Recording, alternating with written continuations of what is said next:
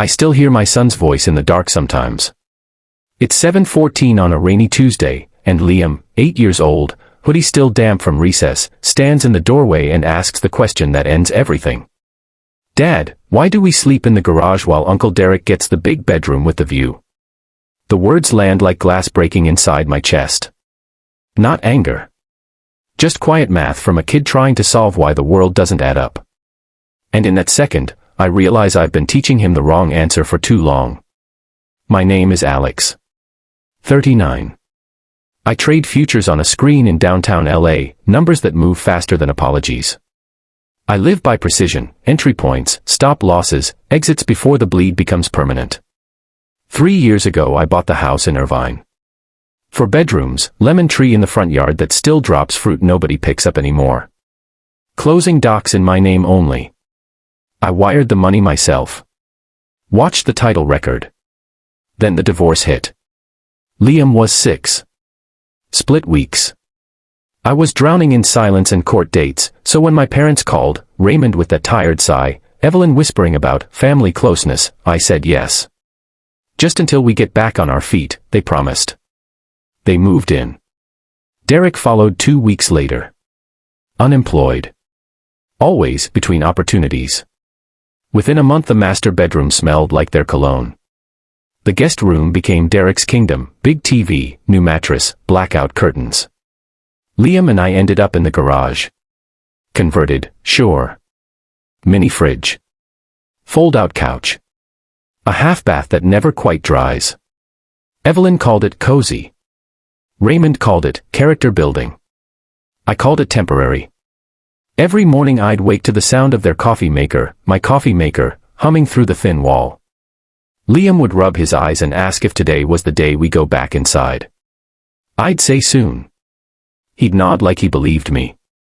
I kept telling myself, blood is thicker. Family forgives. You're the successful one, you can carry it. But the fridge started emptying faster than I could fill it. My protein shakes vanished. Liam's favorite yogurt gone. One Sunday I came home with groceries, steaks, eggs, real food. Opened the door. Nothing. Evelyn breezed past. Derek had friends over. They were hungry. I stared at the empty shelves. Liam stood behind me, small hands in pockets. That night he whispered, "Do we have to ask permission to eat now?" I said no. But he started hiding granola bars in his backpack anyway. Then came the nights I'd come home late from a volatile session, markets crashing, my pulse still racing, and find the door from garage to house locked. I knocked. Evelyn cracked it 2 inches. "You're late. Text next time." I stood there, keys in hand, rain dripping off my jacket, staring at my own mother enforcing a curfew in the house I paid for. Liam stirred on the couch behind me, pulling the blanket over his head like he could disappear. I didn't fight. I just turned around and slept on the fold-out, listening to their laughter leak under the door like smoke. The Tuesday it broke open started ordinary. Liam drops his backpack. Asks the question. Evelyn doesn't even pause the TV. Because Derek needs stability right now. He's had it rough. Liam's fingers tighten on his strap. I feel the room tilt. Raymond chuckles from the couch. Derek smirks, feet still on my table. I don't yell. I just say, calm as a flat line on a monitor, "Liam, go wash up." He hesitates, waiting to see if I'll finally be the dad who fixes it. Then I say the words that detonate quietly. "We're moving next week." The remote freezes mid-click. Raymond laughs like it's a punchline. "To where?" "A shelter." Derek grins. "Yeah, bro, you selling the Tesla to pay for it." I walk to the console, the one I assembled myself, and pull out the drawer. 2 keys hit the granite. Black fob. Engraved, Harbor Towers, Unit 4209. Then the folder.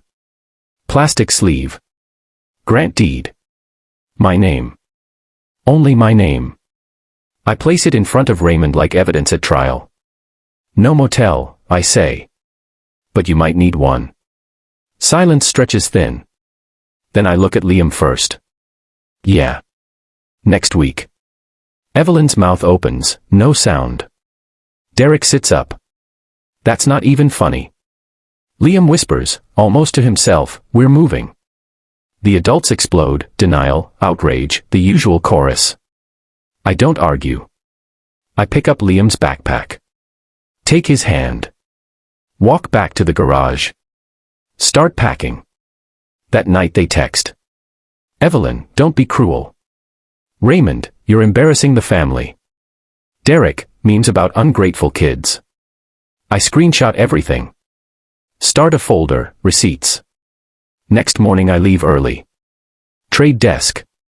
No emotion. Plan the trade. Wave 1, guilt. Voicemails. Think of Liam. You're punishing us. Wave 2, control. Thursday I go for Liam's passport, lockbox gone. Evelyn sips coffee. Why do you need it? Raymond, we put it somewhere safe.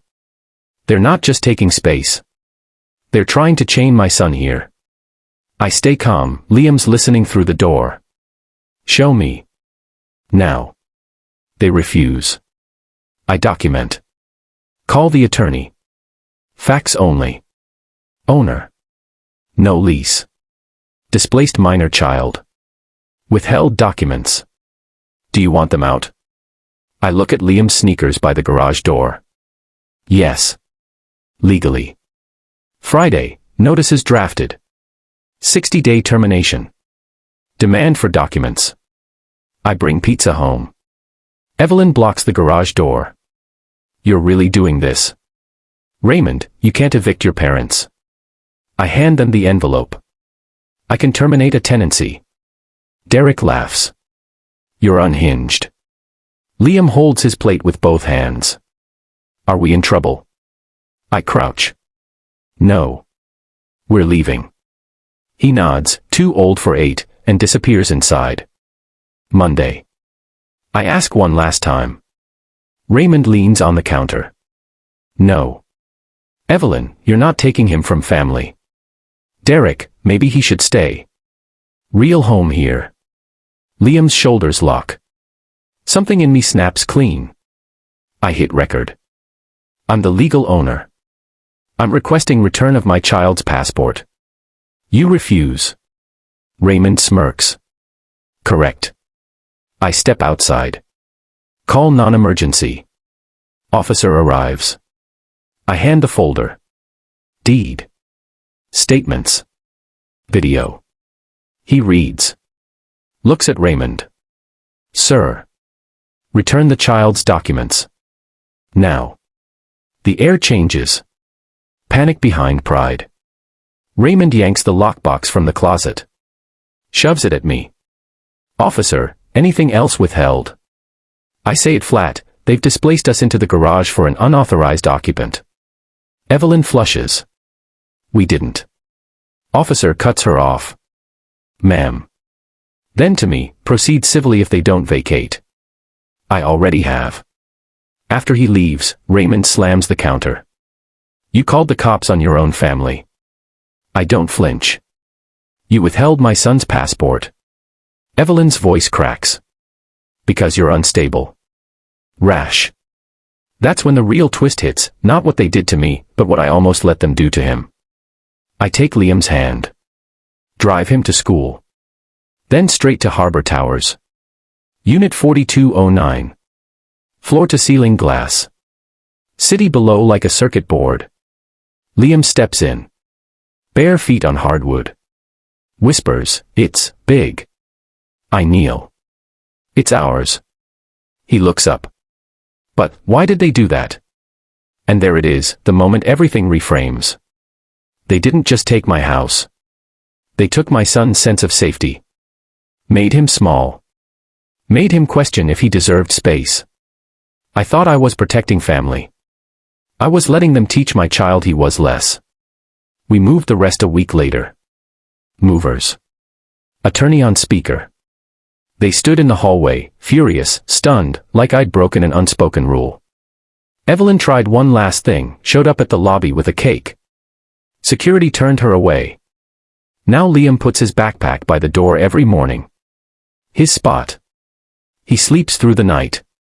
No more hiding food. I still trade numbers. But I watch him closer than any chart. Family is everything until it demands you shrink so someone else can grow. I chose my son. If it were you, if your kid looked at you and asked why they were sleeping in the garage, would you keep saying temporary? Or would you finally change the locks? Tell me in the comments. Would you forgive them? Thanks for watching. Do subscribe for more stories.